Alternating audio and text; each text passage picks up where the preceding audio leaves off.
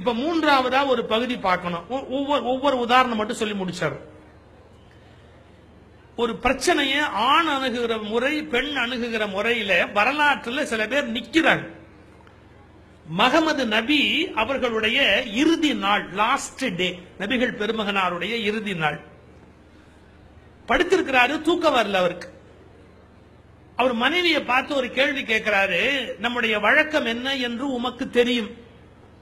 தினந்தோறும் சம்பாதிப்பதை இரவுக்குள்ளாக தானம் செய்துவிட்டு வெறுங்கையோடு தூங்குவது நம்முடைய வழக்கம்.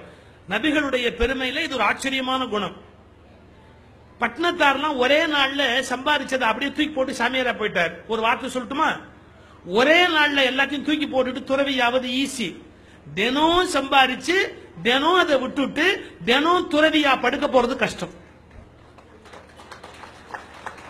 காலையில எல்லாம் சம்பாதிச்சுட்டு ராத்திரி எல்லாத்தையும் கொடுத்துட்டு படுக்க போறது கஷ்டம். நபிகள் அப்படி வாழ்ந்தார். தினம் சம்பாதிப்பாரு, ராத்திரிக்குள்ள எல்லாத்தையும் தானம் பண்ணுவாரு, ராத்திரி வேங்கையோட படுத்துருவாரு. மனைவியை கேட்கிறார், நமக்கு இது வழக்கம்னு உமக்கு தெரியும் இல்லையா? நீர் நமக்கு ஏதாவது பணம் தேவை என்று எடுத்து வைத்தீரான்னு கேட்டார் மனைவிய நபிகள். அந்தம்மா சொன்னாங்க, காலையில இருந்து உங்களுக்கு உடம்பு சரியில்லை, உடல் நலமா இல்லை, அதனால ஏதாவது தேவைப்பட்டா என்ன பண்றதுன்னு 5 நாணயங்களை எடுத்து வச்சிருக்கிறேன். வெறும் 5 காசு, 5 நாணயம் நான் எடுத்து வச்சிருக்கிறேன். தவறு தவறு தவறு, அதை போய் குடுத்துட்டு வாங்க, வெளியில போய் குடுத்துட்டு வாங்க, அந்த காசு நமக்கு தேவையில்லை, குடுத்துட்டு வாங்க அப்படி. அந்த அம்மா கேக்குறாங்க, ராத்திரி நேரம் இந்த காசை வாங்குறதுக்கு யார் இருப்பா? இந்த நேரத்தில் யார் இருப்பா? அவர் சொல்றாரு, இதற்காக கடவுள் யாரை விதித்திருக்கிறாரோ அவர் காத்திருப்பார். யாரோ ஒருத்தனுக்கு இந்த 5 நாணயம் எழுதி இருக்கும், அவன் வாசல்ல நிப்பாம பாருங்க. அந்த மாதிரி எந்திரிச்சு போய் பாக்குறாங்க, வாசல்ல ஒரு வழிபோக்கம் சாப்பிடாம இருக்கிறான், பசிக்குதுன்னா காசை கொடுத்து நீ வாங்கி சாப்பிட்டுக்கிட்டாங்க. வந்து ஆச்சரியமா நபிகள்கிட்ட சொல்றாங்க, முகமது நபிட்ட, அண்ணல்கிட்ட. அவங்க மனைவி சொன்னாங்க, என்ன ஆச்சரியம், இந்த நள்ளிரவில் இதை பெற்றுக் கொள்வதற்கு 5 பேர் காத்திருந்தார்கள் அப்படின்னு சொல்றாங்க. அப்ப நபி சொல்றாரு, நீர் இறைவனை புரிந்து கொண்டீரா?